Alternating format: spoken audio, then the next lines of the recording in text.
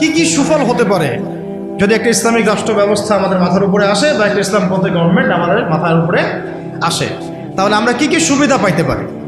অনেকে হয়তো মনে করেন যে এটা থাকলেও যা, না থাকলেও তা। তো অনেকে আবার এগুলো নিয়ে আলোচনা করেন না বা করেন না, এতে করে এটা মাথা থেকে মাইনাস হয়ে গেছে।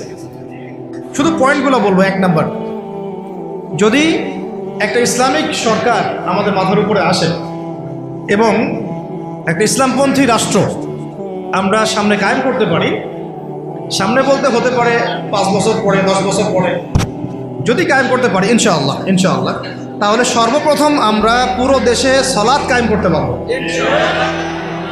সালাত কায়েম করতে পারবো। কায়েম আমরা এখন নামাজ পড়ি, তাই না? নামাজ কায়েম করি ব্যক্তি জীবনে, পারিবারিক জীবনে, কিন্তু আমরা জাতিগতভাবে কিন্তু নামাজ কায়েম করতে পারি না। আপনি তো চার্জ করতে পারছেন না। আমাদের মুরব্বী ওলামায়ে অনেকে এখানে আছেন যে কয়েক বছর আগেই মদিনায় যারা নামাজ পড়তো না, দোকান খোলা থাকতো না আমাদের সময়, তাদেরকে ধরে নিয়ে যাইতো না, গারামা দিত, জরিমানা, অনেকে তো পিটাইতো, জেলও দিত, অনেকে ওই মরুভূমিতে গিয়ে রেখে দিয়ে আসতো, হেঁটে আয়তো শাস্তি। মানে নামাজ যদি রাষ্ট্র চায় তাহলে জনগণকে পড়াতে পারে। রাষ্ট্র যদি চায় জনগণকে মাস্ক পড়াইতে পারে না? হ্যাঁ। তো রাষ্ট্র যদি চায় তাহলে জনগণকে নামাজও পড়াইতে পারবে ইনশাআল্লাহ। আর যারা বুঝে না তাদেরকে শিখাইতে পারবে। যারা নামাজ পড়তে জানে না তাদেরকে আমরা ইসলামিক সেন্টারে পাঠাইতে পারবো, তরবিয়ত দিতে পারবো, ওলামায়ে কেরামের সহবতে নিয়ে শিখাইতে পারবো, তাই না? কিন্তু আপনি এটা রাষ্ট্রীয় উদ্যোগে এখন আর করতে পারবেন না। এটা ব্যক্তি জীবনে সীমাবদ্ধ হয়ে থাকে তখন। তো ব্যক্তি জীবনে থাকলে তো আপনি পড়লেও কি না, মানে পড়লে কেউ চার্জ করার নাই, না পড়লেও কেউ চার্জ করার নাই। এটা আপনার ব্যক্তিগত বিষয়ের সাথে নিসবত হয়ে গেল, কিন্তু জাতিগতভাবে কিন্তু নামাজ কায়েম হলো না। কিন্তু নবী সাল্লাল্লাহু আলাইহি ওয়াসাল্লাম কি মসজিদে কোনো সাহাবী না আসলে বা আসতে না পারলে খোঁজ দিতেন না? প্রাইমারি স্কুলে কোরআন শিক্ষা বাধ্যতামূলক করতে পারতেন না?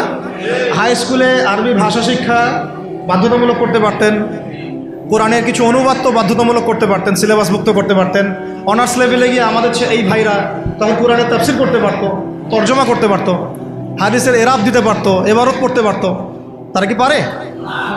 95%ই পারে। মাস্টার্স লেভেলে গিয়ে তারা ইফতা দেওয়ার মতো যোগ্যতা হয়তো অর্জন করতে পারতো। আরও অনেক কিছু করা সম্ভব ছিল, কিন্তু এটা আপনি আর রাষ্ট্রীয়ভাবে এখন করতে পারছেন না। তাহলে একটা বিষয় হচ্ছে, দেখুন এক্সাম্পলটা বুঝেন। এখানে তো অনেক ফ্যাক্টরি আছে না আপনাদের এখানে? তো এটা দেখে মনে পড়লো আর কি উদাহরণটা, যে দেখেন, ধরেন আমি একটা চাদর পরেছি। এখন এই চাদরটা ধরেন যে এক ভাই হাতে সেলাই করছে, 10 জন মিলে হাতে সেলাই করছে, 10টা চাদর উৎপন্ন হচ্ছে। আর এখানে একটা চাদর তৈরির ফ্যাক্টরি আছে, উৎপাদন কার বেশি হবে?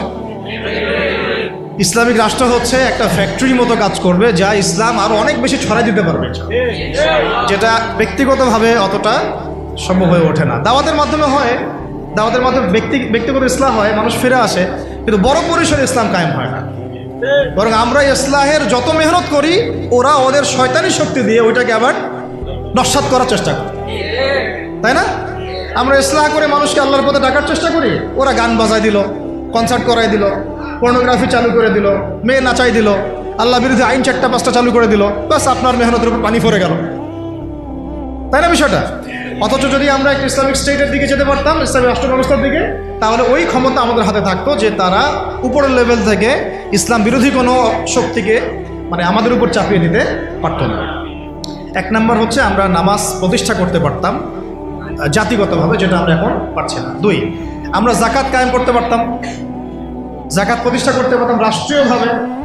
এটা মুসলিমদের জন্য বলছি, নামাজ এবং যাকাতের বিষয়গুলো। অমুসলিমদেরকে নিয়ে তো আমাদের এখন এভাবে ফিকির নাই। তারা আমাদের রাষ্ট্রে থাকবে, আমরা সহ অবস্থান করব, আমরা তাদের ধর্ম পালনে কোনো বাধা দিব না, আবার আমরা তাদের ধর্ম পালনের অংশও হব না। মানে না আমি মূর্তি ভাঙতে যাব, আর না আমি মূর্তি পাহারা দিব, আর না আমি মূর্তি গড়ে দিব।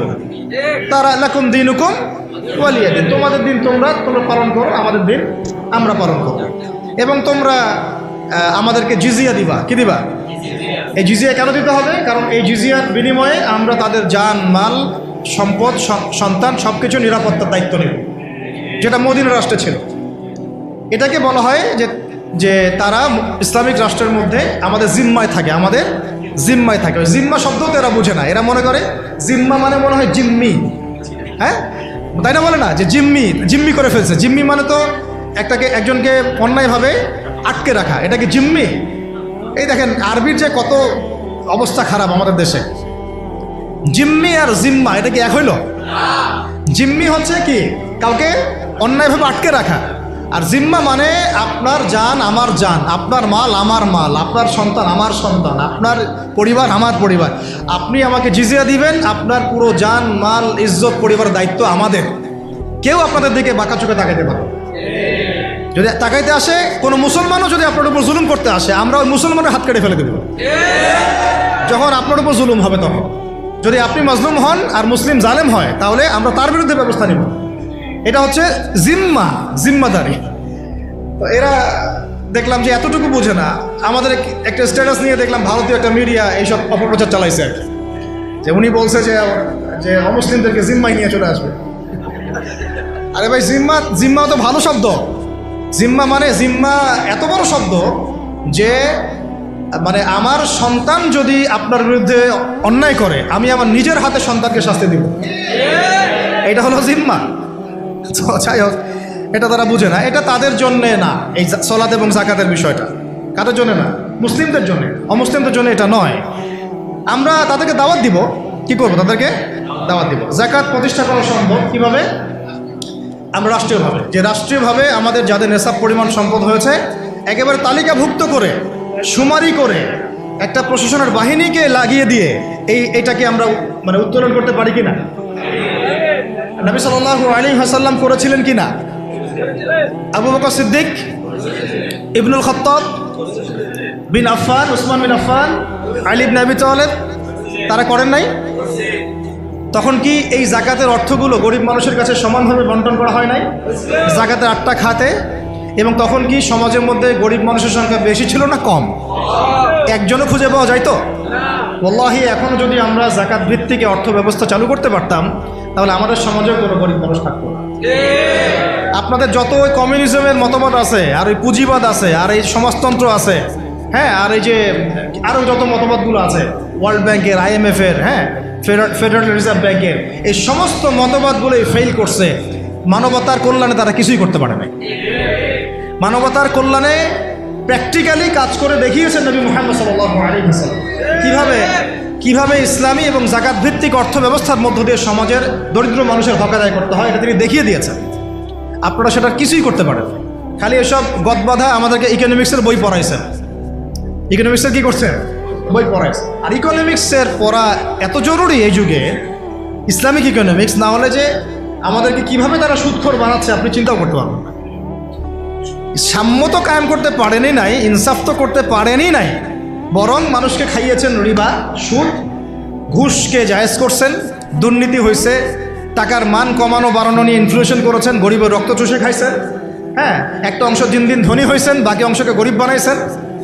মানুষের রক্তচোষা, শ্রমিকদের রক্তচোষা, গরিবদের রক্তচোষা অর্থনীতি দিয়েছেন মানুষকে, এবং এর ফলে মানে বৈশ্বিক জুলুম আপনারা প্রতিষ্ঠা করেছেন এই অর্থনীতি সিস্টেমের মতো দিয়ে। এইটা নিয়ে কথা বলতে গেলে আমার 1 ঘন্টা সময় লাগবে, এটা আমি অন্য একদিন বলবো ইনশাল্লাহ। শুধু এই টপিকের উপর কথা বলবো ইনশাল্লাহ, যে বর্তমান অর্থ ব্যবস্থার ধোঁকাবাজি, বর্তমান অর্থ ব্যবস্থার অর্থনৈতিক সিস্টেমের ধোঁকাবাজি আপনি শুনলে আপনার চোখ কপালে চলে যাবে। আসলে যারা কম জানে ওরা ঘুমাইতে পারে শান্তিতে, যারা আসলে জানে তারা ঘুমাইতে পারে, বুঝছেন? আসলে সত্য কথা এটাই। এত ধোঁকাবাজি হয়েছে অর্থনীতির মধ্যে, এমনভাবে গরিব মানুষকে নির্যাতন করা হয়েছে, এমনভাবে ওদের রক্ত চোষা হয়েছে। আল্লাহর কসম করে বলতেছে, বাংলাদেশের বেশিরভাগ মানুষ এটার হদিসই নাই, তারা জানেই না। এই যাকাত ভিত্তিক অর্থ ব্যবস্থা প্রতিষ্ঠা করা কিন্তু এখন ব্যক্তিগতভাবে সম্ভব নয়। ব্যক্তিগতভাবে সম্ভব, রাষ্ট্রীয়ভাবে যদি রাজনৈতিক ক্ষমতা আমরা যেতে পারতাম ইসলামপন্থীরা, তাহলে এটা সম্ভব ছিল। 3 নাম্বার দেখুন, যে আমাদের যে বাজার আছে, বাজার বলতে 2 রকম বাজার, একটা হচ্ছে আঞ্চলিক বাজার, একটা হচ্ছে বিশ্ব বাণিজ্য। এই দুটো বাজারের মধ্যে হারাম আছে না, হারাম পণ্য আছে না?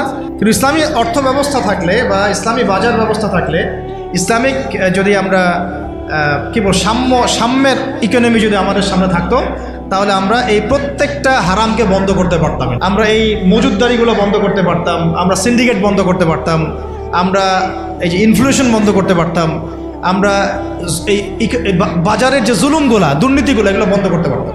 এগুলো কিন্তু আমরা বন্ধ করতে পারছি না। বরং ইনস্ট্যান্ট শাস্তির আওতায় আনা সম্ভব ছিল, আমরা এটা করতে পারছি না শুধুমাত্র ইসলামিক বিধান না থাকার কারণে। আল্লাহ পাক আমাদের বোঝা